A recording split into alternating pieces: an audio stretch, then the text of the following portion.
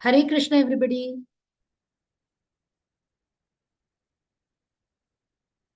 Hare Krishna. Hare Krishna, Balu Prabhuji.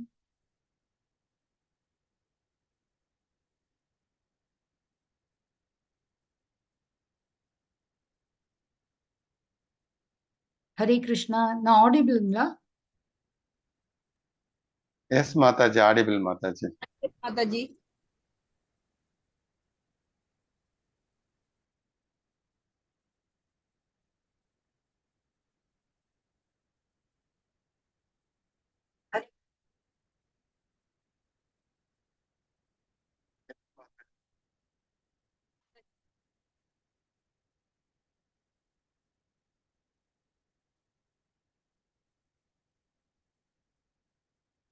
Hare Krishna, Hare Krishna, Krishna Krishna Krishna, Hare Hare, Hare Hare Rama, Rama, Hare Rama, Rama Rama, Hare.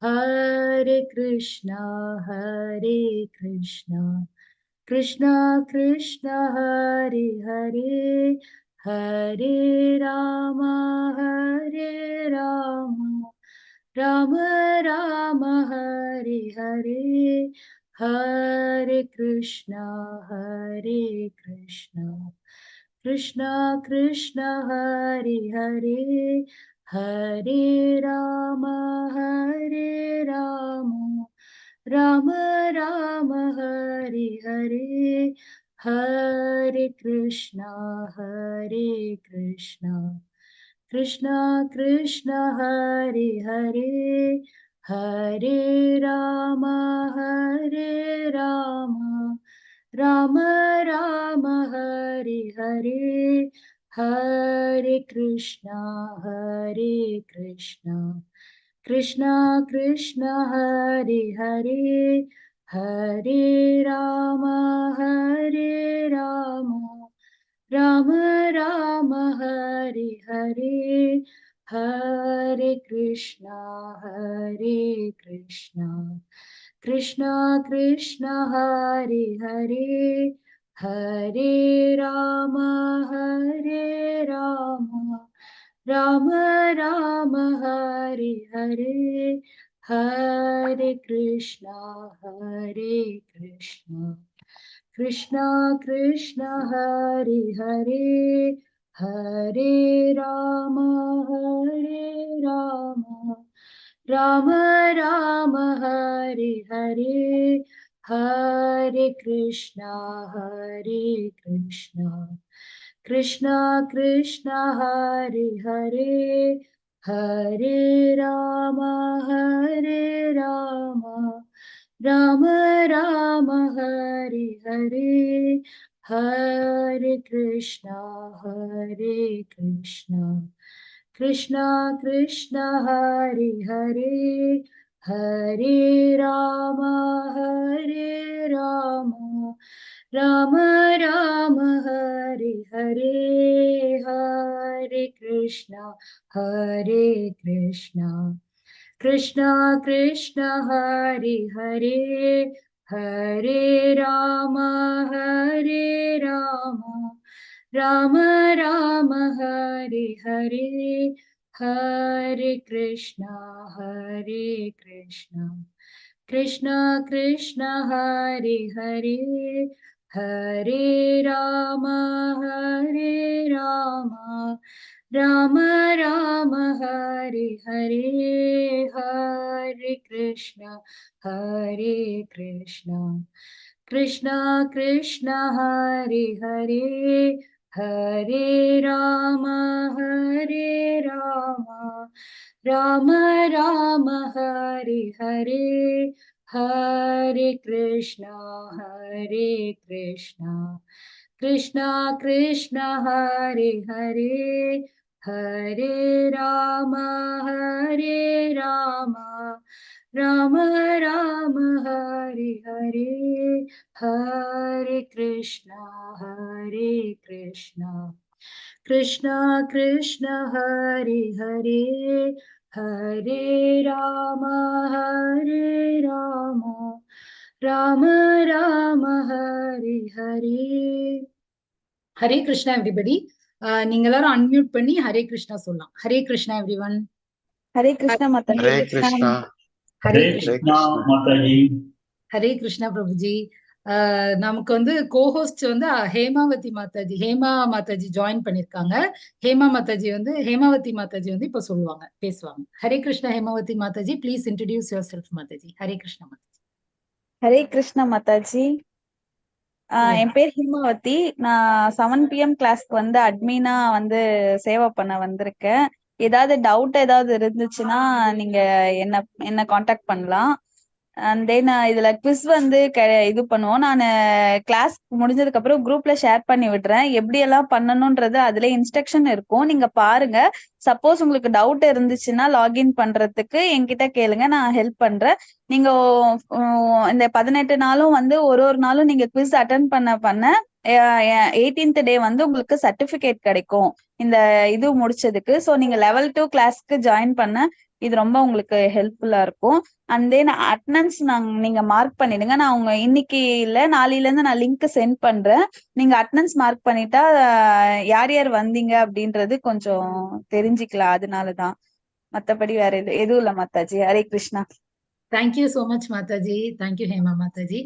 உங்களுக்கு என்ன doubt இருந்தாலும் மாதாஜி வந்து உங்களுக்கு help பண்ணுவாங்க. Quiz ரிலேட்டடா doubts இருந்தாலும் நீங்க வந்து மாதாஜி கிட்ட கேட்கலாம். என் பேர் அர்ச்சனா ஜெயராம். நான் தான் உங்களுக்கு வந்து இந்த 18 டேஸ் கிளாஸ் ஹேண்டில் பண்ண போறேன். இந்த 18 டேஸும் எல்லாருமே வந்து அட்டன் பண்ணலாம் அப்படின்னு சொல்லி நம்ம நம்பிக்கையோட ஒரு சங்கல்பம் பண்ணிக்கலாம்.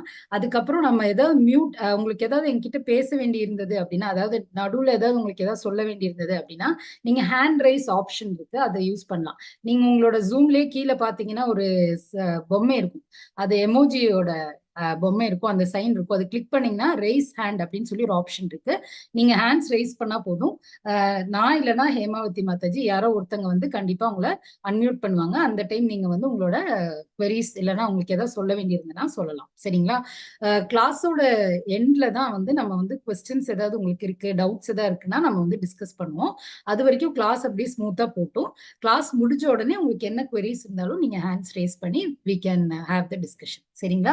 அப்ப இன்னைக்கு நம்ம ஃபர்ஸ்ட் டே கிளாஸ் ஸ்டார்ட் பண்ணலாம். நம்ம ஃபர்ஸ்ட் வந்து எப்பவுமே ப்ரேயர் வச்சுதான் ஸ்டார்ட் பண்ணுவோம். அப்போ இந்த ப்ரேயர் டைம்ல வந்து எல்லாருமே வந்து நம்ம மைண்ட்ல நினைச்சுக்கலாம், கண்டிப்பா இந்த 18 டேஸ் நம்ம அட்டன் பண்ணலாம் அப்படின்னு சொல்லி நம்ம எல்லாருமே மனசுல சங்கல்பம் பண்ணிட்டு இந்த ப்ரேயரை வந்து நம்ம பண்ணலாம். அது எதுக்கு அப்படின்னா, இந்த 18 டேஸ் அட்டன் பண்ணும்போது தான் இந்த நம்மளோட பகவத்கீதையில ஆக்சுவலி என்ன சொல்லியிருக்காங்க அப்படிங்கிறது வந்து நமக்கு வந்து நல்லா வந்து கிளியரா வந்து அண்டர்ஸ்டாண்ட் பண்ண முடியும். அதனால யாருமே வந்து நடுவுல வந்து மிஸ் பண்ணாம எல்லா நாளும் அட்டன் பண்ணணும் அப்படின்னு சொல்லி மனசுல நினைச்சிட்டு இந்த பிரேயரை வந்து நம்ம ஸ்டார்ட் பண்ணலாம். சரிங்களா? ஹரே கிருஷ்ணா.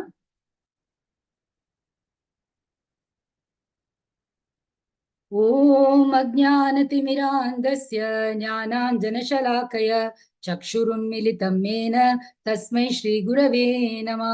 श्रीचैतन्यमनोभीष्टं स्थापितं येन भूतले स्वयं रूप गदामह्यं ददाति स्वपदान्तिकं। वन्देऽहं श्रीगुरु श्रीयुधापदकमलं श्रीगुरून् वैष्णवांश्च श्रीरूपं साग्रजातं सगगण रघुनाथान्वितां तं सजीवं साद्वैतं सावधूतं परिजनसहितं कृष्ण चैतन्य देवं श्रीराधा कृष्ण पादान् सगगण ललिता श्रीविशाखान्वितांश्च। हे कृष्णा करुणा सिन्धो दीनबन्धो जगत्पते गोपेशा गोपिका कान्ता राधा कान्ता नमोस्तुते। तप्त काञ्चन गौरांगी राधे वृन्दावनेश्वरी वृषभानुसुदे देवी प्रणमामि हरिप्रिये। वाञ्छाकल्पतरुभ्यश्च कृपा सिन्धुभ्य एव च पतितानां पावनेभ्यो वैष्णवेभ्यो नमो नमः। हरे कृष्णा कृष्ण कृष्णा हरे हरे, हरे राम राम राम हरे हरे। नमो ओं विष्णुपादाय कृष्णप्रेष्ठाय भूतले श्रीमते भक्तिवेदान्त स्वामिन्निधि नामिने। नमस्ते सारस्वते देवे गौरवाणी प्रचारिणे निर्विशेषाय शून्यवादी पाश्चात्यदेशतारिणे। जयो श्री कृष्ण चैतन्य प्रभु नित्यानंद श्री अद्वैत गदाधर श्रीवासादि गौर भक्त वृंदा हरे कृष्णा कृष्ण कृष्णा हरे हरे हरे राम राम राम हरे हरे. ஹரே கிருஷ்ணா எவ்ரிபடி. இன்னைக்கு நம்ம 18 நாட்களில் பகவத்கீதை உண்மை உருவில் தெரிந்து கொள்ளுதல், அது வந்து நம்ம அண்டர்ஸ்டாண்டிங் இன் 18 days, அது வந்து இன்னைக்கு நம்ம ஸ்டார்ட் பண்ண போறோம். இன்னைக்கு நம்ம பார்க்க போறது சாப்டர் 1.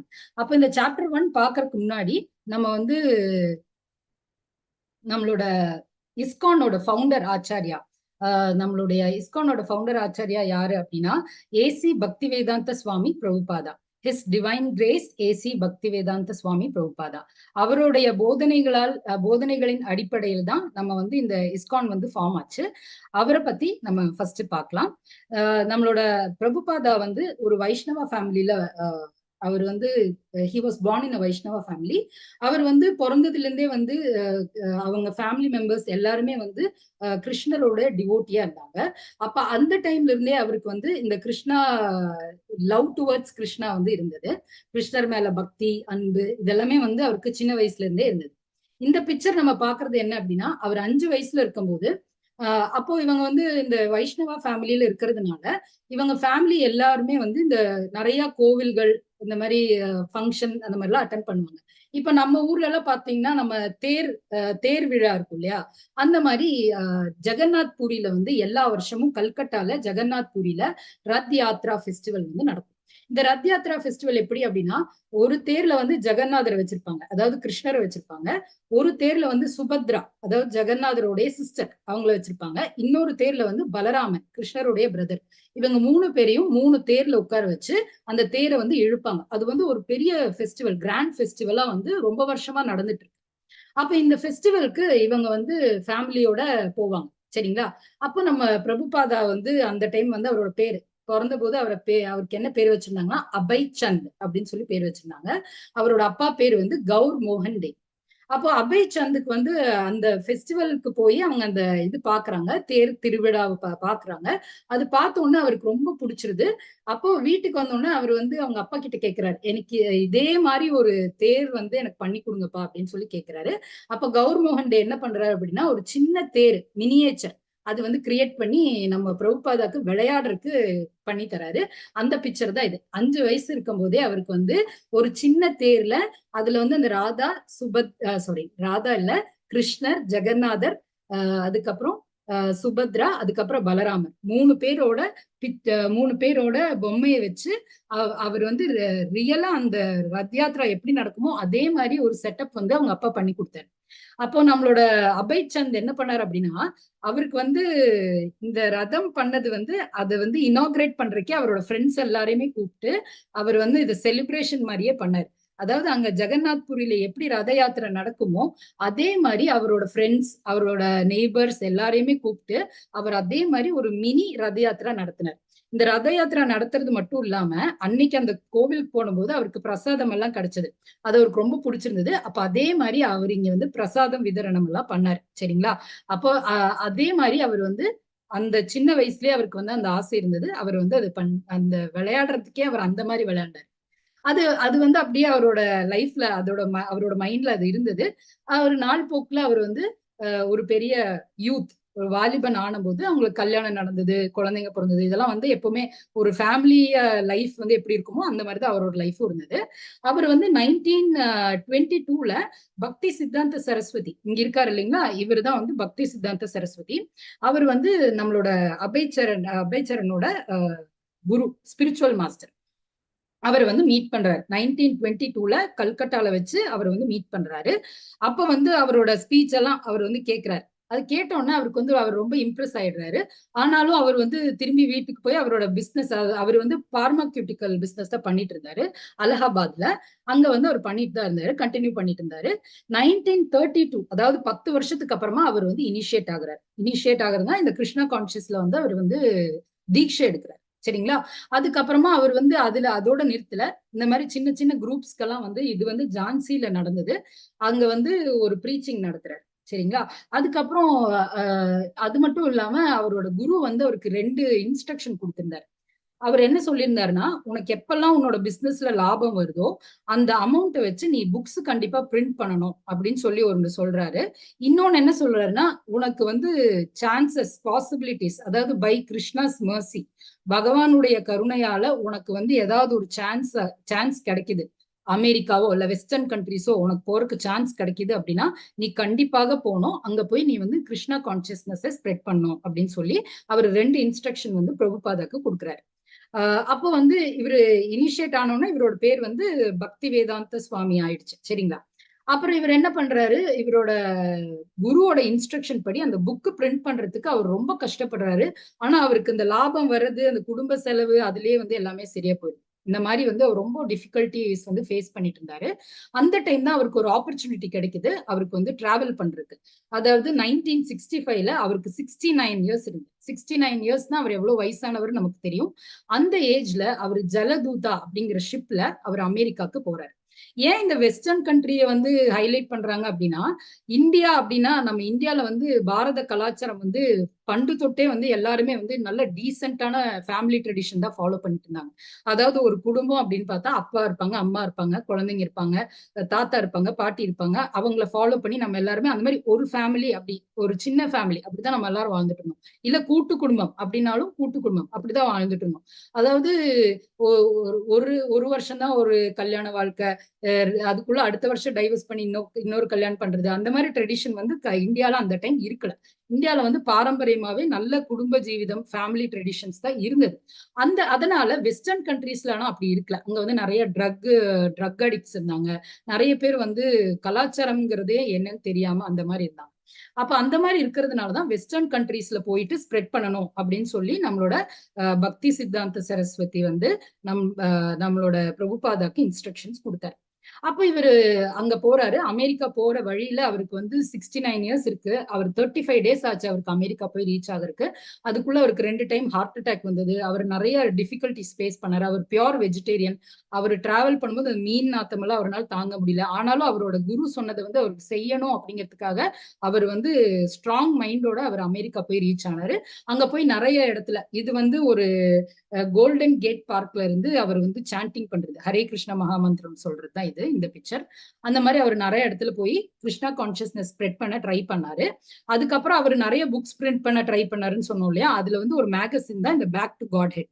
பேக் டு காட் ஹெட்ங்கிறது ஒரு மேகசின். அது நிறைய வால்யூம்ஸ் வந்து அவர் பப்ளிஷ் பண்ணாரு. அது மட்டும் இல்லாம அவர் மோர் தென் 80 புக்ஸ் வந்து அவர் வந்து வெளியிட்டு இருக்காரு. அதான் இங்க ஒரு பிக்சர் வச்சிருக்கோம். இதுல இருக்க மேக்சிமம் புக்ஸ், இதை விட அதிகமான நம்பர் ஆஃப் புக்ஸ் வந்து அவர் வந்து பப்ளிஷ் பண்ணாரு. அப்ப சின்ன வயசுல 5 வயசுல அவருக்கு இருந்த அந்த ஆசை, அவர் வந்து 1967ல சான் பிரான்சிஸ்கோல ஃபர்ஸ்ட் ரத் யாத்ரா நடத்தினாரு.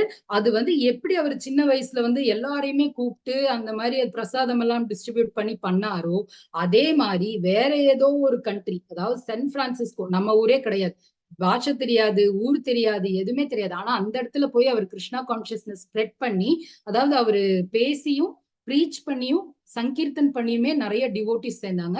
அவங்கள வச்சு அவர் ஃபர்ஸ்ட் ரத் யாத்ரா சான் பிரான்சிஸ்கோல நடத்தினாரு. 1967ல அவர் நடத்தினாரு. அதுதான் அதோட பிக்சர் தான் இது. சரிங்களா? அவர் சக்சஸ்ஃபுல்லா அவரோட ட்ரீமை அக்கம்ப்ளிஷ் பண்ணாரு. இப்போ நெக்ஸ்ட் நம்ம இங்க இந்த பிக்சர்ல பாக்குறது வந்து நம்மளோட ஸ்ரீ ஸ்ரீ ராதா கோவிந்தா இஸ்கான் மங்களூரோட டீட்டிஸ். ஸ்ரீ ஸ்ரீ ராதா கோவிந்த் கி ஜெய். நம்மளோட இஸ்கான் மங்களூருல அவங்களோட ஹெல்ப்ல தான் அவங்க தான் இந்த பிளாட்ஃபார்ம் நமக்கு கொடுத்தாங்க, இந்த ஆன்லைன் பிளாட்ஃபார்ம். இஸ்கான் மங்களூரு ஸ்ரீ நிஷ்டதாஸ் பிரபுஜி தான் நம்மளோட டெம்பிளோட பிரசிடென்ட். அவர் வந்து ஐஐடி கான்பூர்ல பிடெக் பண்ணியிருக்காரு. அவர் ஒரு என்ஜினியர். ஆனாலும் அவர் வந்து இதுல வந்து சந்நியாசம் எடுத்துட்டு இதுல இருக்காரு. அவர் ஃபுல்லா அவரோட லைஃப் ஃபுல்லாமே நம்மளோட டெம்பிளுக்காக, அதாவது இஸ்கான்காக அவர் வந்து இது பண்ணியிருக்காரு. இந்த கோவில் எங்க இருக்கு அப்படின்னு பாத்தீங்கன்னா, ஸ்ரீ ஸ்ரீ ராதா கோவிந்தா கோவில், தேங்காய் தோட்ட சாலை, டோல்கேட், கத்ரி, மங்களூர், கர்நாடகால இருக்கு. அதோட ரோட் மேப் இங்க இருக்கு. இப்ப நம்ம பகவத்கீதைனா என்னன்னு பார்க்க போறோம். இத்தனை நேரம் வந்து நம்ம ஃபவுண்டர் பத்தி பார்த்தோம். நெக்ஸ்ட் வந்து பகவத்கீதை.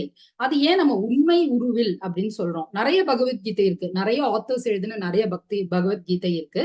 ஆனா நம்மளோட பிரபுபாதா எழுதின பகவத்கீதைக்கு வந்து நம்ம உண்மை உருவில் அப்படின்னு சொல்லி ஒரு கேப்ஷன் கொடுக்குறோம். அது எதனால அப்படின்னு சொல்லி பார்க்கலாம். இப்ப நம்ம வந்து ஒரு இங்க பாத்தீங்க அப்படின்னா இந்த பிக்சர்ல ஒரு மொபைல் வந்து ஒரு சார்ஜருக்கு கனெக்ட் பண்ணிருக்காங்க. இப்ப இந்த சார்ஜர்ல கனெக்ட் பண்ணிருக்கிற மொபைல் வந்து ஈஸியா வந்து சார்ஜ் ஆயிடும், சரிங்களா? இப்ப நடுவுல இந்த கேபிள்ல எங்கேயாவது ஒரு இடத்துல கட் ஆயிருக்குன்னு வச்சுக்கோங்களேன். அந்த இடத்துல அந்த சார்ஜ் அந்த கரண்ட் வந்து பவர் சப்ளை வந்து அங்க வந்து வேஸ்ட் ஆகும். அதனால நமக்கு சார்ஜ் ஆகுறது டிலே ஆகும். கரெக்டுங்களா? அதே மாதிரி இந்த செயின் ஆஃப் சக்சஷன் இருக்கு இல்லைங்களா? அதாவது பாரம்பரியமாகவே இது வந்து கிருஷ்ணர் கிட்ட இருந்து பிரம்மா கிட்ட இருந்தது, பிரம்மர் கிட்ட இருந்து இந்த வேதங்கள் நாரதருக்கு வந்தது. அதுக்கப்புறம் இந்த அப்படியே குரு சிஷ்ய பரம்பரையில இந்த குரு சீடர் பரம்பரையில அப்படியே வந்து நம்மளோட பக்தி சித்தாந்த சரஸ்வதி கிட்ட வந்து அங்கிருந்து நம்மளோட பிரபுபாதா கிட்ட வந்தது. அதனால இது வந்து ஒரு சீடர் பரம்பரையில வந்தது, கௌடிய மத்வ சம்பிரதாய பரம்பரையில வந்தது. நம்மளுடைய 32nd ஆச்சாரியா தான், இங்க நிறைய ஆச்சாரியர்கள் இருந்தாங்க, அதுல 32nd ஆச்சாரியா தான் நம்மளோட ஸ்ரீலா பிரபுபாதா. அது வந்து நம்மளோட கிருஷ்ணர் கிட்ட இருந்து டைரக்டாக நம்மளுடைய பிரபுபாதா கிட்ட வந்ததுனால இது வந்து as it is, Bhagavad Gita as it is அப்படின்னு சொல்லிதான் நம்மளோட பிரபுபாதாவோட எல்லா புக்ஸ்லயும் இருக்கும். தமிழ்ல வந்து உண்மை உருவில், அதுல வந்து எதுவுமே வந்து எக்ஸ்ட்ராவா ஆட் பண்ணல, எதுவுமே வந்து ரிமூவ் பண்ணல. அது வந்து உண்மை உருவில் அப்படியே இருக்குது. அப்படிங்கிறதுக்கு தான் நம்ம வந்து இதோட பேரை எப்படி கொடுத்துருக்கோம், பகவத்கீதை உண்மை உருவில் அப்படின்னு சொல்லிதான் நம்மளோட எல்லா புக்ஸும், பிரபுபாதாவோட எல்லா பகவத்கீதை புக் காப்பீஸ் வாங்கினாலும் அப்படிதான் இருக்கும். அப்புறம் பகவத்கீதை என்பது நமது எல்லா பிரச்சனைகளுக்கும் பதில்களை கொண்ட ஒரு காவிய வேதம். இது மகாத்மா காந்தியால் ஒரு ஆன்மீக அகராதியாக கருதப்பட்டது. மேலும் இது உலகெங்கிலும் உள்ள பல தலைவர்களுக்கு உத்வேகம் அளிக்கும் புத்தகம். இப்ப இதுல என்ன சொல்றாங்க அப்படின்னா, நம்ம வீட்டுல நமக்கு ஏதாவது ஒரு பர்சன் நம்ம எடுத்தாலும், இப்ப நம்ம கிட்ட இவ்வளவு பார்ட்டிசிபென்ட்ஸ் இருக்கும், யார பாத்தீங்கன்னாலும் அவங்களுக்கு ஏதோ ஒரு பிரச்சனை இருக்கும். அந்த பிரச்சனைக்கு கண்டிப்பா பதில் வந்து பகவத்கீதையில இருக்கும். பகவத்கீதை வந்து ஒரு லைஃப் மேனுவல் மாதிரி. அந்த பகவத்கீதையை எடுத்து நீங்க பாத்தீங்க அப்படின்னா, உங்களுக்கு என்ன பிரச்சனை இருந்தாலும் அந்த பிரச்சனைக்கான தீர்வு கண்டிப்பாக நம்மளோட பகவத்கீதை புக்ல இருக்கும். ஏன்னா அதுல வந்து ஏகப்பட்ட எக்ஸாம்பிள்ஸ், ஏகப்பட்ட சொல்யூஷன்ஸ், ஏகப்பட்ட விஷயங்கள் வந்து இதுல டிஸ்கஸ் பண்ணிருக்காங்க. இது மகாத்மா காந்தியே வந்து ஒரு ஆன்மீக அகராதி அப்படின்னு சொல்லி சொல்றாரு. அதுக்கப்புறம் அது இல்லாம நிறைய லீடர்ஸ், இது வந்து அர்ஜுனர் வந்து ஒரு லீடருக்கு தான் நம்மளோட பகவான் வந்து அட்வைஸ் பண்றாரு. அதனால எந்த ஒரு லீடரும் வந்து இந்த புக்கை படிச்சாருன்னா அவர் ஒரு சிறந்த லீடராக மாறுவார் அப்படின்னு சொல்லி நம்ம பாக்குறோம். இப்போ மகாத்மா காந்தி என்ன சொல்றாரு அப்படின்னா, கீதையை தியானிப்பவர்கள் ஒவ்வொரு நாளும் புதிய மகிழ்ச்சியையும் புதிய அர்த்தங்களையும் பெறுவார்கள். இது வந்து ஆல்பர்ட் ஐன்ஸ்டைன். அவர் என்ன சொல்றாருன்னு பார்க்கலாம். அவர் ஒரு பெரிய சயின்டிஸ்ட். நான் பகவத்கீதையை படித்து கடவுள் இந்த பிரபஞ்சத்தை எவ்வாறு படைத்தார் என்பதை பற்றி சிந்திக்கும் போது மற்ற அனைத்தும் மிதமிஞ்சியதாக தெரிகிறது. இவரே ஒரு சயின்டிஸ்ட், ஆனா இவர் என்ன சொல்றாரு, பகவத்கீதை பார்க்கும்போது எனக்கு வந்து அதுல எப்படி வேர்ல்டு வந்து கிரியேட் பண்ணிருக்காங்க அப்படிங்கறது சொல்றது பார்க்கும்போது எனக்கு ரொம்ப இதா இருக்கு அப்படின்னு சொல்றாரு. மிதமிஞ்சியதாக தெரிகிறது அப்படின்னு சொல்றாரு. கீதை ஒரு பரந்த புத்தகம். கீதையை முறையாக ஆய்வு செய்ய 1 வருடம் ஆகும். இப்போ கீதால பாத்தீங்க அப்படின்னா 18 அத்தியாயம், 18 சாப்டர்ஸ் இருக்கு. இந்த 18 சாப்டர்ஸ் வந்து ஃபர்ஸ்ட் 6 சாப்டர்ஸ் வந்து கர்ம யோகம் அப்படின்னு சொல்றாங்க. செகண்ட் 6 சாப்டர்ஸ் வந்து பக்தி யோகம் அப்படின்னு சொல்றாங்க. லாஸ்ட் 6 சாப்டர்ஸ் வந்து ஞான யோகம். அப்ப கர்ம யோகா, ஞான யோகா, பக்தி யோகா, இது மூணுமே சேர்ந்து 6 சாப்டர்ஸ் சேர்ந்ததுதான் 18 சாப்டர்ஸ். இந்த 18 சாப்டர்ஸ் வந்து ஃபுல்லா வந்து நம்மளால 18 நாள்ல படிக்க முடியாது கண்டிப்பா. ஏன்னா அதுல நிறைய டீடைல்ஸ் இருக்கு, நிறைய எக்ஸ்பிளனேஷன்ஸ் இருக்கு. அது எல்லாமே நம்ம 18 நாள்ல படிக்க முடியாது. ஆனா இந்த 18 நாள் கோர்ஸ்ல அப்ப நம்ம என்ன படிக்க போறோம், நம்ம ஒரு ஓவர் வியூ தான் படிக்க போறோம். அதாவது என்ன நடக்குது இந்த சாப்டர்ல, ஆக்சுவலா என்ன சொல்றாங்க அப்படிங்கிற ஒரு ஓவர்வியூ, இந்த சாப்டர்ல ஆக்சுவலா என்ன சொல்ல வராங்க அப்படிங்கிறது. அப்ப யார் என்ன சொல்றாங்க, கிருஷ்ணரும் அர்ஜுனரும் வந்து இந்த பகவத்கீதை ஃபுல்லா கிருஷ்ணரும் அர்ஜுனரும் வந்து பேசுறாங்க. அவங்க 2 பேருக்கும் நடுவில் நடக்கிற டைலாக் தான் இந்த பகவத்கீதையில மேக்சிமம் இருக்கு. அந்த டைலாக்ஸ் என்ன அப்படிங்கறது நம்ம மேலோட்டமா பாக்குறது தான் இந்த 18 days கிளாஸ்ல நடக்க போகுது. சோ இவங்க 2 பேரோட கான்வர்சேஷன் தான் ஃபுல் நம்ம பகவத்கீதையில இருக்கு. அதுல இருக்கிற இம்பார்ட்டன்டான பாயிண்ட்ஸ் மட்டும் தான் நம்ம வந்து டிஸ்கஸ் பண்ணுவோம். இன்னைக்கு நம்ம பார்க்க போறது அர்ஜுன விஷாத யோகம் சாப்டர் 1. அர்ஜுன விஷாத யோகம் அப்படின்னா என்னன்னா, அர்ஜுனன் கவலை. அர்ஜுனன் எப்படி வந்து படையை வந்து கவனிக்கிறார், அர்ஜுனர் ஏன் கவலைப்படுறார், அர்ஜுனர் வந்து யாரெல்லாம் இந்த படையை கவனிக்கிறாங்க, இதெல்லாம் தான் இன்னைக்கு நம்ம பார்க்க போறோம். அர்ஜுனனின் தீர்க்கமற்ற தன்மை. கிருஷ்ணர் இரு படைகளுக்கும் நடுவில் தேரை ஓட்டினார். குருக்ஷேத்ரா போரில் போராட அர்ஜுனன் சிரமப்பட்டார். அவர் ஸ்ரீ கிருஷ்ணாவிடம் சரணடைந்தார். இதன் விளைவாக இந்த பகவத்கீதை 45 நிமிடங்கள் பேசப்பட்டது. சோ இது என்னங்கிறத நம்ம இப்போ ஒரு சின்ன கதை பார்க்கலாம். அந்த கதையிலோட கூடி நம்ம அந்த சீன் எப்படி வந்துச்சு அப்படிங்கிறத நம்ம பார்க்கலாம். சரிங்களா? இதுதான் வந்து நம்ம மகாபாரத போர்க்களம். இதுதான் நம்மளோட மகாபாரத போர்க்களம். இப்படிதான் இருந்துச்சு. அவங்க போர்க்களம் செட் பண்ணும்போது இப்படிதான் இருந்தது. சோ அந்த போர்க்களத்துக்கு முன்னாடி என்ன ஆச்சு, நீங்க எல்லாருமே மகாபாரதம் படிச்சிருப்பீங்க. ஒரு சின்ன இன்ட்ரோடக்ஷன் என்ன அப்படிங்கறது பாத்துக்கலாம்.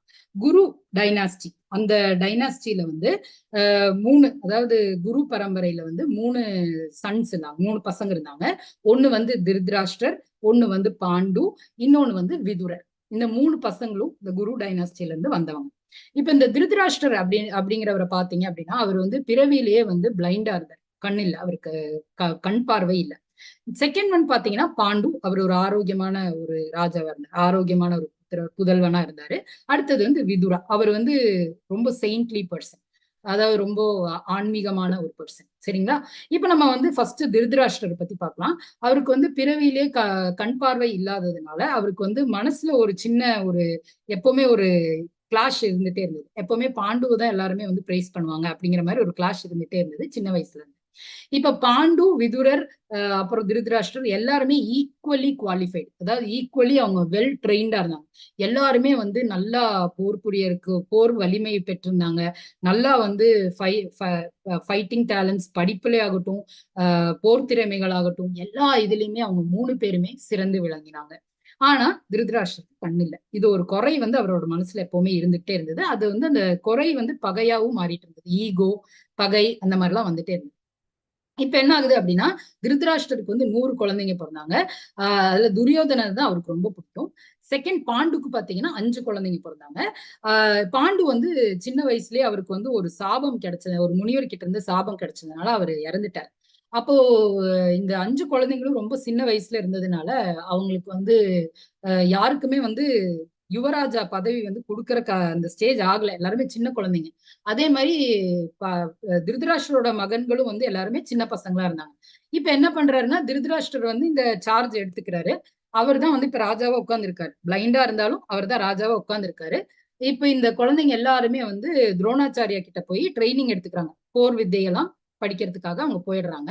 எல்லாரும் படிச்சுட்டு வராங்க. ஆனா அந்த சின்ன வயசுல இருந்தே துரியோதனன் மனசுல வந்து பாண்டவர்களை கண்டா ஒரு எனிமி ஃபீலிங்லேயே தான் போயிட்டு இருக்கு. இப்படியே வந்து அவங்க பெருசாயிடுறாங்க. இந்த பெருசாகும் போது நிறைய டைம்ஸ் வந்து அவங்க வந்து இந்த துரியோதனன் வந்து இவங்களை வந்து டிஸ்டர்ப் பண்ணிட்டே இருக்கான். துரியோதனன் அண்ட் குரூப் அவங்க வந்து எப்பவுமே வந்து பாண்டவர்களை வந்து சின்ன வயசுல இருந்தே சின்ன சின்ன விஷயங்கள்ல டிஸ்டர்ப் பண்ணிட்டே இருக்காங்க. விஷம் கொடுக்கறது, ஏதாவது உபதிரவிக்கிறது, இந்த மாதிரி பண்ணிக்கிட்டே இருக்காங்க. அது வந்து நடந்துட்டே இருக்கு. ஒரு கட்டத்துல வந்தபோது அவங்க வந்து இந்த நாடு வந்து இப்ப அவங்க திரும்பி வந்துடுறாங்க. படிப்பெல்லாம் முடிச்சு திரும்பி வரும்போது பாண்டுவோட புதல்வர்களுக்கு தானே நம்ம வந்து போஸ்ட் கொடுக்கணும், கிங்கோட போஸ்ட் கொடுக்கணும். அப்போ அது அந்த அந்த பொசிஷன், அந்த ஏஜ் வந்தோடனே திருதராஷ்டிரருக்கு வந்து அது பிடிக்கல. அவரோட பையன் தான் ராஜாவாகணும்னு அவருக்கு ஆசை. அதனால அவர் என்ன பண்றாரு, அவரும் துரியோதனன் கூட சேர்ந்து ஒரு எனிமிட்டி வந்து பாத்துக்கிட்டே இருக்காரு.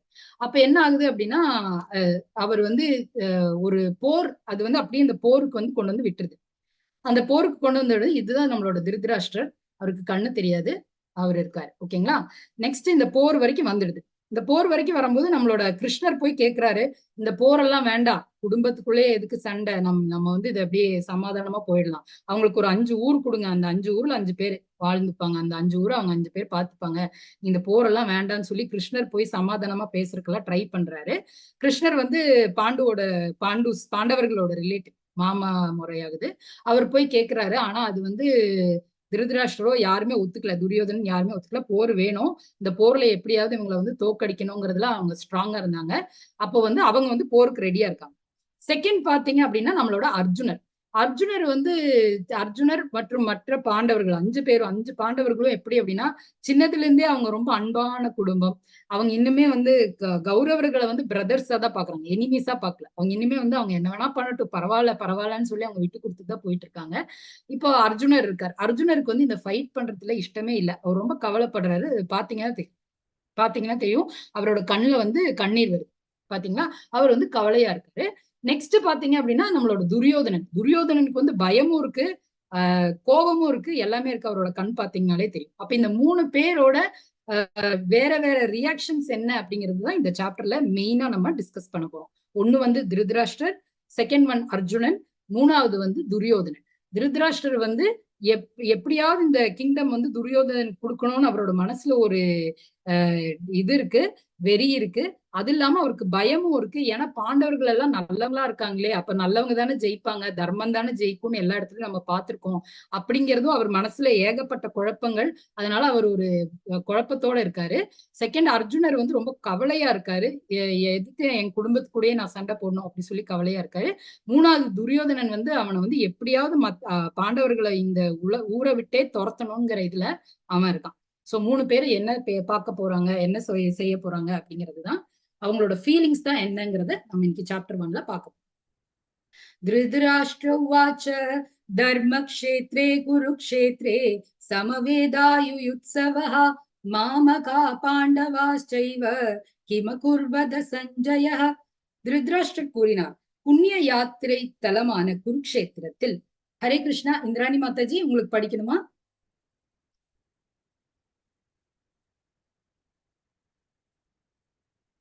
ஹரே கிருஷ்ணா மாதாஜி. ஹரே கிருஷ்ணா. நெக்ஸ்ட் நான் படிக்கிறேன். ஹரே கிருஷ்ணா. ஓகே ஹரே கிருஷ்ணா. திருதராஷ்டிரர் கூறினார், புண்ணிய யாத்திரை தலமான குருக்ஷேத்திரத்தில் போர் புரிய விருப்பம் கொண்டு ஒன்று கூடிய பிறகு என் மகன்களும் பாண்டுவின் புதல்வர்களும் என்ன செய்தனர் சஞ்சயனே. இப்ப இந்த சஞ்சய யாருன்னு பாத்தீங்கன்னா, அவருக்கு வந்து அவரோட குரு வியாசர்னால அவருக்கு வந்து டிவைன் ஐஸ் கிடைச்சிருக்கு. டிவைன் ஐஸ்னா என்னன்னா திவ்ய திருஷ்டி. அவருக்கு வந்து வீட்டுல இருக்கும் போதே அவருக்கு வந்து போர்க்களத்துல என்ன நடக்குது அப்படிங்கிறது திவ்ய திருஷ்டியால பார்க்க முடியும். பாத்தீங்களா, அவருக்கு வந்து அவரு மனசால் அப்படி பார்த்து அவர் அங்க என்ன நடக்குது அப்படிங்கறது திருதராஷ்டிரருக்கு சொல்றாரு. திருதராஷ்டிரருக்கு கண் இல்லை இல்லையா, அதனால இவர் இங்க இருந்தே வந்து நரேட் பண்றாரு என்ன நடக்குது அப்படிங்கிறது. ஆனா திருதராஷ்டிரரோட ஃபேஸ் பாருங்க எப்படி இருக்கு அப்படிங்கிறத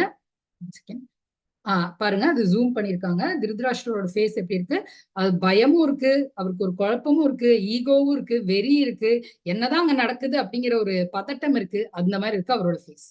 சரிங்களா, இப்ப என்ன நடக்குதுன்னு பாக்கலாம். அப்போ தர்மக்ஷேத்திரம் அப்படிங்கிறது நம்ம ஒரு ஏதாவது ஒரு விசேஷ நாட்கள்ல நம்ம என்ன பண்ணுவோம், பால் காய்ச்சி தான் நம்ம செலிப்ரேட் பண்ணுவோம் இல்லையா. இப்ப பால் அப்படிங்கிறதே ஒரு புனிதமான ஒரு விஷயம். அப்ப இந்த பால் அப்படிங்கிறதுக்கு நம்ம இதுக்கு என்ன உவமை கொடுத்திருக்காங்க அப்படின்னா தர்மக்ஷேத்திரம் அப்படிங்கிறது அந்த போர்க்களம், குருக்ஷேத்ரா இருக்கு இல்லையா, அந்த போர்க்களம் வந்து ஆக்சுவலா ஒரு தர்ம நடக்கிற இடம். அதாவது தர்மம் நடக்கிற இடம் அப்படின்னா அங்க நிறைய யாகங்கள் எல்லாம் நடக்கும். அந்த இடமே வந்து ரொம்ப புனிதமான இடம். அதனாலதான் அந்த பாலுக்கு உவமையா வந்து பிரபுபாதா வந்து கொடுத்திருக்காரு. நெக்ஸ்ட் வந்து மாமகாக பாண்டவாகா அப்படின்னு சொல்லி அவர் பிரிச்சு பேசுறாரு இல்லையா. அதுக்கு என்ன உவமை கொடுத்திருக்காரு அப்படின்னா, அந்த பால் வந்து பொங்கி வருது. இந்த பால்ல வந்து ஒரு சொட்டு லெமனோட ஒரு ஜூஸ் டிராப் போட்டோம் அப்படின்னா என்ன ஆகும், இந்த பால் அப்படியே தனித்தனியா பிரிஞ்சிடும் இல்லையா. அப்போ இந்த நம்மளோட திருதராஷ்டிரர் என்ன சொல்றாரு, அவர் சொல்லும் போதே மாமகாக பாண்டவாக அப்படின்னு சொல்லி பிரிச்சுதான் பேசுறாரு. அப்ப பாலையும் இதையும் வந்து அவரோட மகன்களையும் பாண்டவர்களையும் அவர் பிரிச்சுதான் பாக்குறாரு ஃபர்ஸ்டே அப்படிங்கறத அந்த லைனுக்கு உவமையா பிரபுபாதா வந்து இதை சொல்லியிருக்கார். நெக்ஸ்ட் என்ன அப்படின்னு பார்த்தோம் அப்படின்னா, கிம் அகுர்வதா, அது என்ன நடக்குது. அப்ப நம்ம பார்த்தோம் அப்படின்னா அந்த பால் பிரிஞ்சு அந்த இது இருக்கு இல்லையா, அதை வச்சு நம்ம அப்படியே ப்ரெஸ் பண்ணோம்னா நம்ம பன்னீர் எல்லாம் ஃபார்ம் பண்ணுவோம். அதே மாதிரி ஒரு ஸ்வீட் ஃபார்ம் பண்ணலாம். அந்த மாதிரி அது என்ன ஆகுது அப்படின்னு அவர் கேட்கிறாரு. ஏன்னா அவருக்கு அவ்வளோ மனசுல ஒரே குழப்பம், என்ன நடக்குது அங்க என்ன ஆகுது அப்படிங்கறத அவர் கேட்கிறார். கிம குருவதா அப்படின்னு கேட்கிறார். ஹரே கிருஷ்ண பிரபுஜி, நீங்க அன்மியூட் பண்ணி சொல்லலாம் பிரபுஜி. ஹரே கிருஷ்ண. ஹரே கிருஷ்ணா மாதாஜி. ஹரே கிருஷ்ண. தஸ்யாஸ்தாம் பாண்டு புத்திராணம் ஆச்சாரிய மகாதீம் சமும் பிரியுதாம் திருவத் புத்திரேன தவ சீஷேன திமதா. ஆச்சாரியரே, துருபதகுமாரனான உங்கள் புத்திசாலி சீடனால் நேர்த்தியாக அணிவகுக்கப்பட்ட பாண்டு புத்திரரின் மாபெரும் படையை பாருங்கள். ஹரே கிருஷ்ணா மாதாஜி. ஹரே கிருஷ்ணா பிரபுஜி. தேங்க்யூ பிரபுஜி. அப்போ நம்ம இப்ப என்ன பாக்குறோம் அப்படின்னா, அடுத்தது வந்து நம்ம திருதராஷ்டிரரை பார்த்தாச்சு. செகண்ட் நம்ம பார்க்க போறது துரியோதனன். துரியோதனனோட ஃபேஸ் பாருங்க, கண்ணுல வந்து பயம் இருக்கு, அவரோட குரு துரோணாச்சாரிய கிட்டதான், இதுதான் வந்து குரு துரோணாச்சாரியர், சரிங்களா? அவர்கிட்டதான் அவர் வந்து ஏதோ சொல்ல வர்றாரு. குரு துரோணாச்சாரியர் கிட்ட என்னமோ சொல்றதுக்காக இங்க வராரு. கை இங்க அப்படி கை வந்து இப்படி பாயிண்ட் பண்ணி என்னமோ சொல்றாரு. என்ன சொல்றாரு அப்படின்னா, ஆச்சாரியரே துருபதகுமாரனான உங்கள் புத்திசாலி சீடனால் அப்படின்னு சொல்றாரு. அப்ப துரோணாச்சாரியா யாரு? பாண்டவர்களுக்கும் கௌரவர்களுக்கும் டீச்சர் தான் துரோணாச்சாரியர். அவர் தான் வந்து எல்லாருக்குமே வந்து இந்த வித்தைகள், போர் வித்தைகள் எல்லாமே வந்து சொல்லி கொடுத்தாரு, சரிங்களா? அப்போ அவர்கிட்ட வந்து இவன் ஏன் இப்படி சொல்றான் அப்படின்னா, இதுக்கு முன்னாடி ஒரு சின்ன பிளாஷ்பேக் இருக்கு.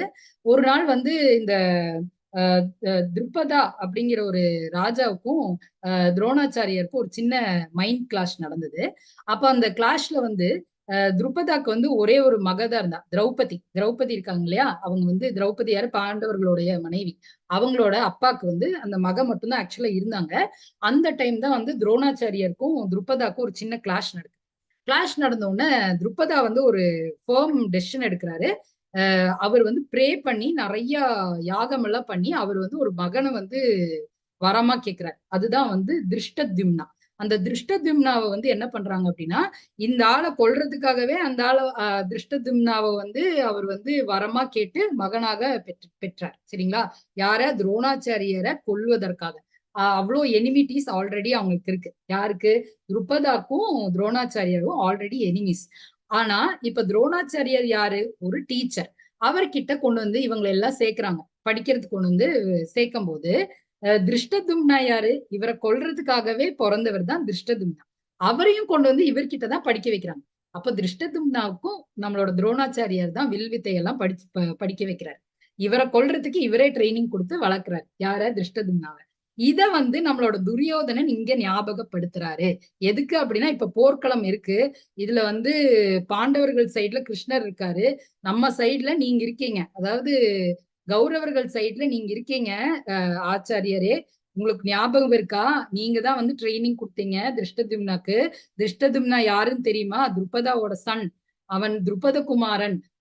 அவர் எதுக்கு வந்திருக்காரு? உங்களை கொல்றதுக்கு தான் அவர் ட்ரைனிங்கே எடுத்தாரு. உங்ககிட்டயே ட்ரைனிங் எடுத்தாரு. உங்களுக்கு ஞாபகம் இருக்கா? அவர் தான் இப்ப அங்க படைகளை அரேஞ்ச் பண்ணிருக்காரு. அப்ப அந்த படைகளை அரேஞ்ச் பண்றதுக்கு ட்ரைனிங் கொடுத்தவரும் இவர் தான், சரிங்களா? துரோணாச்சாரியர் தான். உங்ககிட்டயே ட்ரைனிங் எடுத்து உங்களுக்கு எதிராவே அவன் படை சேர்த்திட்டு இருக்கான் பாருங்க அப்படின்னு சொல்லி அவன் வந்து பாயிண்ட் அவுட் பண்ணிட்டு இருக்காங்க.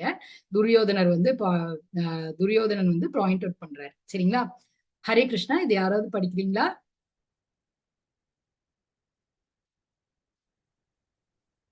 ஓகே, நானே படிச்சுக்கிறேன். யார் வேணாலும் படிக்கலாம் மேம். யார் வேணாலும் படிக்கலாம். ஹரே கிருஷ்ணா மாதாஜி. ஹரே கிருஷ்ணா மாதாஜி. சங்கரன் படிக்கிறேன் மாதாஜி. படிங்க பிரபுஜி. ஹரே கிருஷ்ணா. சகோஷாதார்த்தராஷ்டிராணாம் ஹிருதயானி வ்யதாரயத் நபஷ்ச பிரதிவிஞ்சைவ துமுலோவ்யனுநாதயன். ஹரே கிருஷ்ணா. ஹரே கிருஷ்ணா. பல்வேறு சங்கொலிகளின் முழக்கம் பேரொலியாக எழுந்து பூமியும் வானமும் நடுங்குமாறு எதிரொலிக்க திருதராஷ்டிரனின் மகன்களுடைய இதயங்கள் சிதறி போயின. தேங்க்யூ பிரபுஜி. ஹரே கிருஷ்ணா பிரபுஜி. ஹரே கிருஷ்ணா மாதாஜி. இப்ப என்ன சொல்றாங்க அப்படின்னா, கிருஷ்ணரும் அர்ஜுனரும் சங்கோலி எழுப்புறாங்க. அந்த போர் ஸ்டார்ட் ஆகிறதுக்கு முன்னாடி ஃபர்ஸ்ட் வந்து சங்கோலி எழுப்பிட்டு தான் ஸ்டார்ட் பண்ணுவாங்க இல்லையா? அது ஸ்டார்ட் பண்ணும்போது பயங்கரமான ஒரு தண்டரிங் சவுண்ட் வந்தது. அந்த சவுண்ட் போய் கிளவுட்ஸ் மேல எல்லாம் இடிச்சு, அந்த கிளவுட்ஸ் மேல இடிச்சு வைப்ரேட் ஆகி இப்படி வரும்போது இவங்களோட ஹார்ட் எல்லாம் வந்து பயங்கரமா வந்து செதறிடுச்சு அப்படின்னு சொல்லி இங்க மென்ஷன் பண்றாங்க. இதுக்கு முன்னாடி வந்து நம்மளோட கௌரவர்களோட படையும் வந்து சங்கோலி எழுப்பிச்சு. அங்க பீஷ்மர் இருக்காரு, அங்க எல்லா துரோணாச்சாரியர் இருக்காரு, அங்க எல்லாம் ஃபேமஸான ஆள்காரங்கெல்லாம் இருக்காங்க. ஆனாலும் அவங்க சங்கோலி எழுப்பினோன்னா இவ்வளோ டிஸ்கிரிப்ஷன் வரல. ஏன்னா இவங்க வந்து ஸ்ட்ராங்கா இருக்காங்க, இவங்க தைரியமா இருக்காங்க. ஏன்னா பகவானே அவங்க கூட இருக்கிறதுனால அவங்க தைரியமா இருக்காங்க. அதனால இவங்களோட ஹார்ட் எல்லாம் ஸ்ட்ராங்கா இருந்தது. எவ்வளவு பெரிய சங்கு எதிரொலிச்சாலும் அவங்க தைரியமா நின்னாங்க. ஆனா இவங்க சங்கு ஒலி எழுப்பின போது, நம்மளோட கிருஷ்ணரும் அர்ஜுனரும் சங்கோலி எழுப்பின போது, பாண்டவர்கள் சைட்ல இருந்து வந்த போது கௌரவர்களோட ஹார்ட் எல்லாமே வந்து உடைஞ்சு போயிடுச்சான் சுக்குநூறா. எதனால? அவங்க ஆல்ரெடி அவங்களுக்கு செம பயம் இருக்கு. எதனால பயம் இருக்கு? ஏன்னா பகவானே அவங்க சைட்ல இருக்காரு. அவங்க வெற்றி பெறறதுக்கு அது இல்லாம வேற நிறைய அறிகுறிகள் இருந்தது.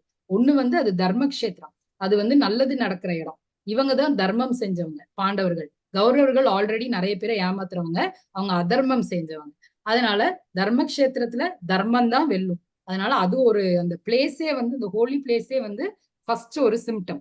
செகண்ட் சிம்டம் என்ன அப்படின்னு பார்த்தோம்னா ஒரு அறிகுறி. செகண்ட் அறிகுறி என்னன்னு பார்த்தோம்னா அது அவங்க வந்து அந்த சேரியட் வந்து சூரிய பகவானால கொடுத்த அந்த கிஃப்ட் பண்ண சேரியட். அது வந்து ஒரு தெய்வீக ரதம்.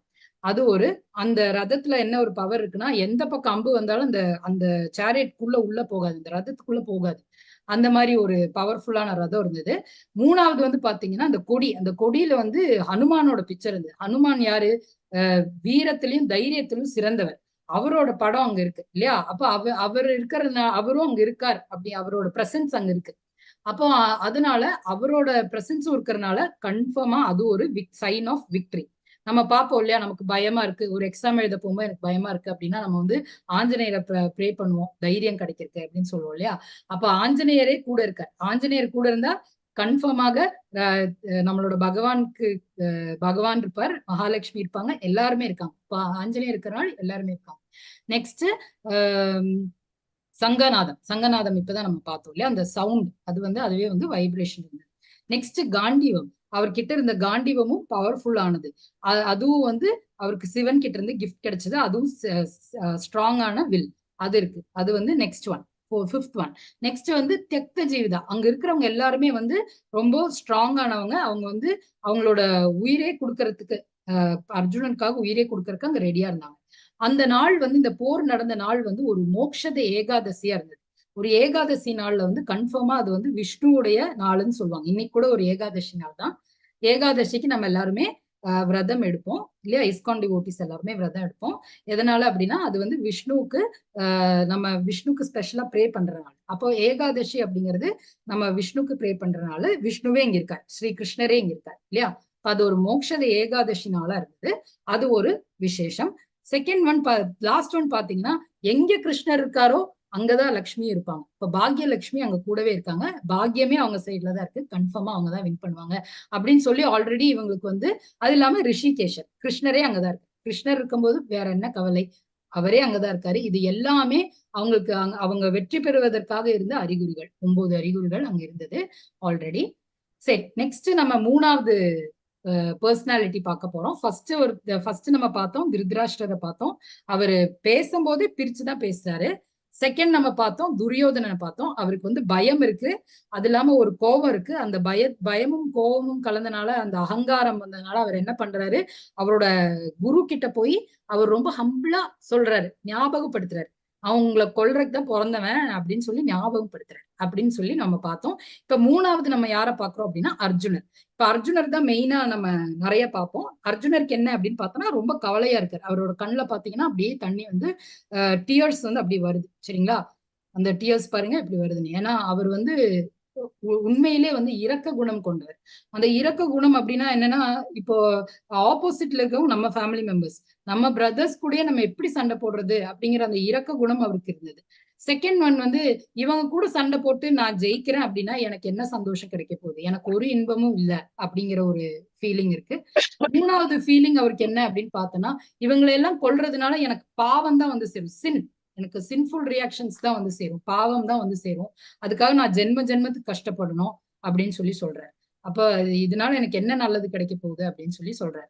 இது இல்லாம குடும்ப பாரம்பரியம் அப்படின்னா என்னன்னா, இங்க நிறைய போர்க்களத்துல பார்த்தோம்னா எப்பவுமே வந்து மென் தான் வருவாங்க, ஃபேமிலியில் இருக்கிற ஆண்மகன்கள் தான் வருவாங்க. லேடிஸ் யாருமே வந்து போர்க்களத்துக்கு வரமாட்டாங்க. அப்போ இவங்க எல்லாரையுமே நான் வந்து ஃபைட் பண்ணி கொன்னுட்டேன் அப்படின்னா அந்த லேடிஸ் எல்லாம் யார் பாத்துக்குவாங்க? அவங்க குடும்பத்தை யார் பாத்துக்குவாங்க? அவங்க குடும்ப பாரம்பரியம் என்ன ஆகும், அவங்க கல்ச்சர் என்ன ஆகும் அப்படின்னு சொல்லி வருத்தப்படுறாரு. அஞ்சாவது என்ன அப்படின்னா, அவருக்கு போர் புரியணுமா வேண்டாமா, அவர் செய்யறது கரெக்டா தப்பா எல்லாம் சொல்லி அவருக்கு வந்து ஃபுல்லா டவுட்டா இருக்கு, இரு மனம்ல இருக்காரு. அப்ப அவர் ஃபுல் கன்ஃபியூஸ்டா இருக்காரு. அவருக்கு வந்து போர் புரியறதுக்கு இப்போ ஒரே டவுட்டா இருக்கு. அதுதான் இப்ப நம்ம வந்து ஒவ்வொரு ஸ்லோகமா பார்க்க போறோம். யாருக்கெல்லாம் வந்து ஸ்லோகம் வாசிக்கணும்னு ஆசையா இருக்கோ அவங்க வந்து ஹேண்ட்ஸ் ரைஸ் பண்ணலாம். நம்ம வந்து இப்ப யாரு சுதந்திரா தேவி மாதாஜி, நீங்க படிக்கிறீங்களா? ஆமாங்க மேம். ஹரே கிருஷ்ணா. படிக்கிறேங்க மேம். அர்ஜுன உவாச. ஹரே கிருஷ்ணா.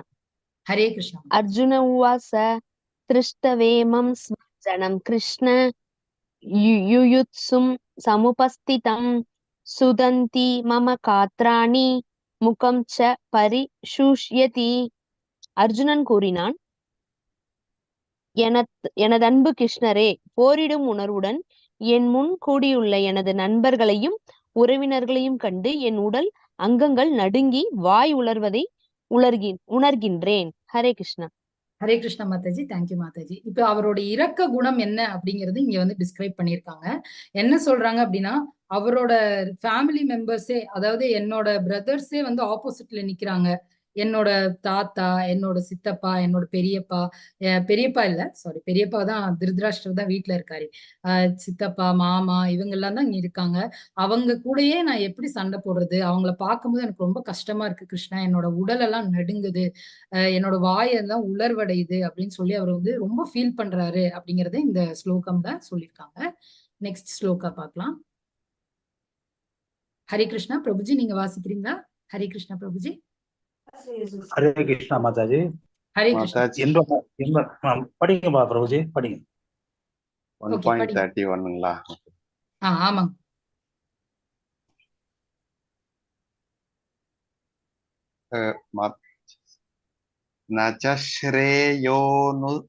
நச்சஸ்ரேயோனு பஷ்யாமி ஹத்வா ஸ்வஜனமாகவே நகாங்ஷே விஜயங் கிருஷ்ண நச்ச ராஜ்யம் சுகானிச்ச. சொந்த உறவினரை இப்போரில் கொள்வதால் என்ன நன்மை வரும் என்பதை என்னால் காண முடியவில்லை. எனது அன்பு கிருஷ்ணரே, இதில் பெறக்கூடிய வெற்றியையோ ராஜ்யத்தையோ இன்பத்தையோ நான் விரும்பவில்லை. ஹரே கிருஷ்ணா மாதாஜி. தேங்க்யூ பிரபுஜி. ஹரே கிருஷ்ணா. நெக்ஸ்ட் சிந்துஜா மாதாஜி படிங்க. ஹரே கிருஷ்ணா மாதாஜி. இப்ப நம்ம என்ன பாக்குறோம் அப்படின்னா, அவரோட இன்பமின்மை அப்படிங்கிற அந்த அந்த இதுக்கு வந்து ஒரு டிஸ்கிரிப்ஷன் தான் இங்க கொடுத்துருக்காங்க. என்ன சொல்றாங்க அப்படின்னா, என்னோட இவங்களே ரிலேட்டிவ்ஸே கொன்னுட்டு எனக்கு என்ன இன்பம் வரப்போகுது? சப்போஸ் நான் இதுல வின் பண்றனாலும் எனக்கு என்ன இன்பம் வரப்போகுது? என்ன சந்தோஷம் வரப்போகுது? நான் வின் பண்ணதுக்கு அப்புறமா இவங்க யாருமே இருக்க மாட்டாங்க, அப்புறம் என்ன சந்தோஷம் அப்படின்னு சொல்லி அவர் கேட்கிறாரு. எனக்கு இதுல ஒரு இன்பமும் இல்ல அப்படின்னு சொல்லி சொல்றாரு. ஹரே கிருஷ்ணா. சிந்துஜா மாதாஜி படிங்க மாதாஜி. ஹரே கிருஷ்ணா. ஹரே கிருஷ்ணா மாதாஜி. ஹரே நான் கிருஷ்ணா. சிந்துஜா. ஹரே கிருஷ்ணா.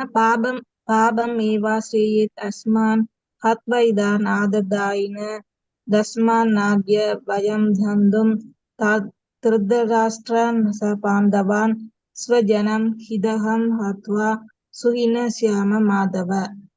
இத்தகைய அக்கிரமக்காரர்களை கொல்வதால் நமக்கு பாவமே வந்து சேரும். எனவே திருதராஷ்டிரர் மகன்களையும் நமது நண்பர்களையும் கொல்லுதல் நமக்கு சரியானதல்ல.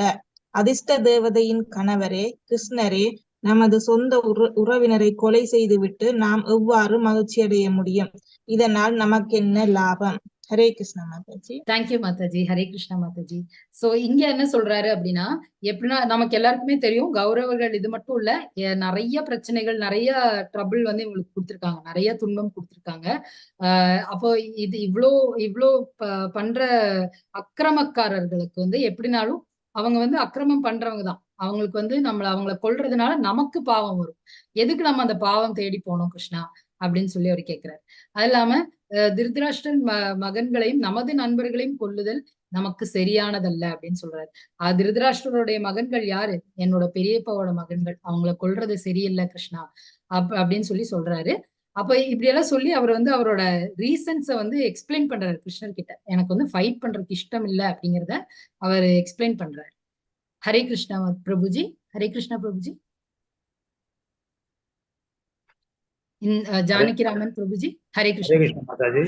குடும்ப பாரம்பரியம் யதிமாம் அப்ரதீகாரம் அசஸ்திரம் சஸ்திரபாணிய தாத்ராஷ்டிராய ரனே அன்யூஸ் தன்மே சேமதரம் பவேத். ஆயுதமின்றியும் எதிர்த்து போரிடாமலும் இருக்கின்ற என்னை ஆயுதம் தாங்கிய திருதராஷ்டிரரின் மகன்கள் போரில் கொன்றால் அது எனக்கு அதிக நன்மையை கொடுக்கும். ஹரே கிருஷ்ணா மாதாஜி. வாழ்க. ஹரே கிருஷ்ணா பிரபுஜி. தேங்க்யூ பிரபுஜி. அப்ப இப்ப என்ன சொல்றாரு அப்படின்னா, நான் வந்து ஆயுதம் இல்லாம நின்னுடுறேன், அவங்க வந்து என்ன கொல்லட்டும், அதுதான் நமக்கு நல்லது. நான் பேசாம ஃபைட் பண்ண மாட்டேங்கிறேன், நான் வந்து இந்த ஆயுதம் எல்லாம் கீழே வச்சிடுறேன், அவங்களே நம்மளை கொல்லட்டும், எனக்கு வந்து அவங்களை கொல்றதுனால பாவம் தான் கிடைக்கும், எப்படினாலும் அவங்க வந்து அதர்மம் தான் பண்ணிட்டு இருக்காங்க, அப்ப அவங்களே வந்து என்ன கொல்லட்டும், இது கூட அதுவும் சேர்ந்துக்கிட்டோம், அவங்களுக்கே பாவம் சேர்ந்துக்கிட்டோம், நான் வந்து ஃபைட் பண்ண மாட்டேன் அப்படின்னு சொல்லி சொல்றாரு. லாஸ்ட் ஸ்லோகம் என்ன அப்படின்னு பார்க்கலாம். ஹரே கிருஷ்ணா.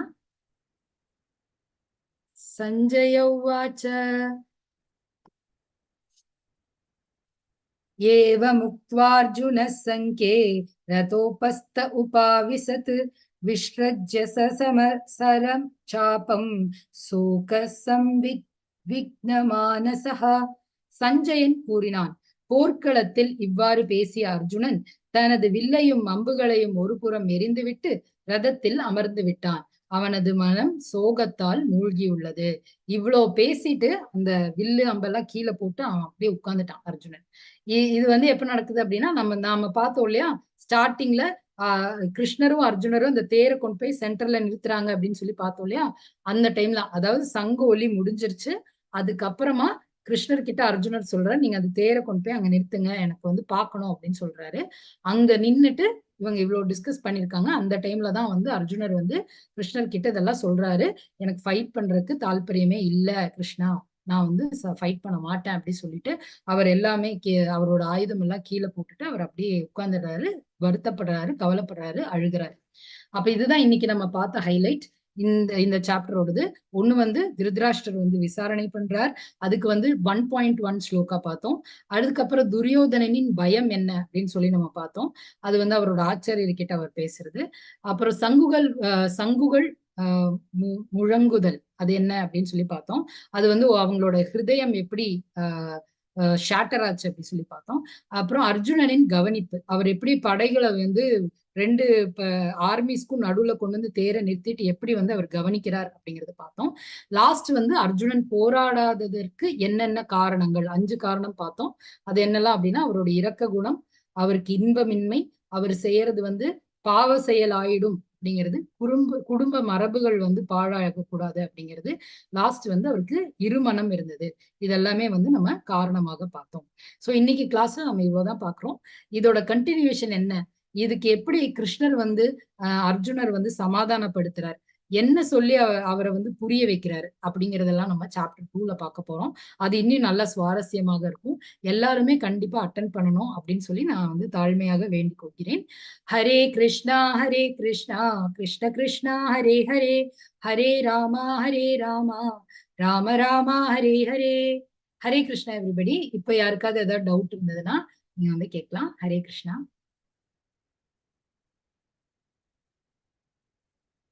ஹரே கிருஷ்ணா மாதாஜி. ஹரே கிருஷ்ணா பிரபுஜி. யாருக்காவது ஏதாவது ஷேர் சொல்லுங்க. ஹரே கிருஷ்ணா. அந்த எனக்கு இன்னும் டவுட் இல்ல, நீங்க சொல்லி கொடுத்ததுதான் இன்னொரு தடவை கேக்குறேன். அந்த அர்ஜுனன் வெற்றி பெறுவதற்கான அறிகுறிகள் சொன்னீங்கல்ல? ஆமாங்க மாதாஜி. அதுல வந்து அதாவது தர்மசேத்திரம், தெய்வீக ரதம், கொடி, சங்கநாதம், காண்டீபம், மாதாஜி தியக்த ஜீவிதா அப்படின்னா நம்ம வந்து அவங்க வந்து லைஃப் வந்து தியாகம் பண்றதுக்கு ரெடியா இருந்தாங்க. நிறைய பேர் வந்து தியாகம் பண்றதுக்கு ரெடியாக இருந்தாங்க மாதாஜி. அதுதான் தியக்த ஜீவிதா.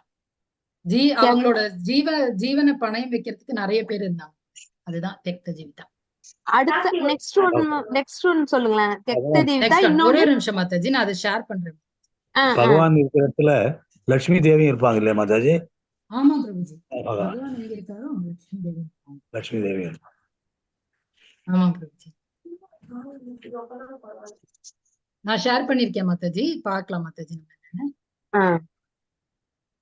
இங்க இருக்கு மாதாஜி. ஒண்ணு வந்து தர்மக்ஷேத்திரம், தெய்வீக ரதம், கொடி, அப்புறம் சங்கநாதம், காண்டீவம், அதுக்கப்புறம் தியக்த ஜீவிதா, மோக்ஷத ஏகாதசி மாதாஜி. அன்னைக்கு வந்து ஒரு ஏகாதசி தினமா இருக்கு. அன்னைக்கு ஏகாதசி.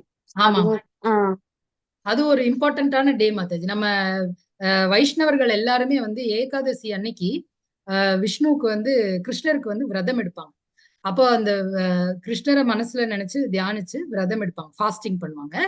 அதுல வந்து அவங்களோட வேண்டுதல் வந்து நிறைவேறதுக்காக அவங்க கம்ப்ளீட் டே வந்து ப்ரே பண்ணுவாங்க. கம்ப்ளீட் டேவும் வந்து கிருஷ்ணநாமம் சங்கீர்த்தனம் அப்படியே ஸ்பெண்ட் பண்ணுவாங்க.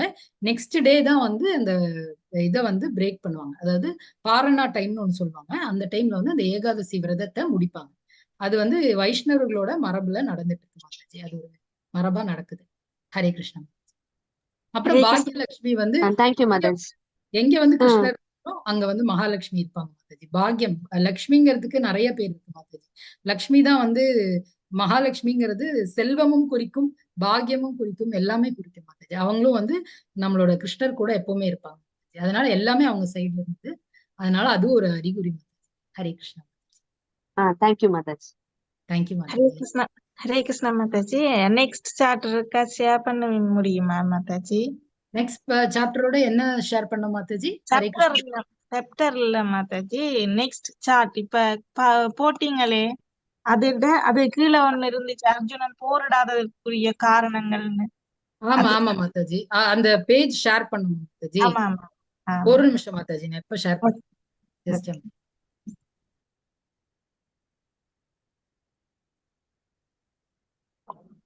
அர்ஜுனன் போரிடாததற்கு அர்ஜுனனின் கவலைகளுக்கு அஞ்சு ரீசன்ஸ் இருக்கு. அது என்ன அப்படின்னு பார்த்தோம்னா, அர்ஜுனனுடைய இரக்கம், இன்பமின்மை, பாவச்செயல், குடும்ப பாரம்பரியம், இருமனம். இதெல்லாமே அவரோட காரணங்கள். ஃபைட் பண்ண மாட்டேன் அப்படின்னு சொல்றதுக்கான காரணம்.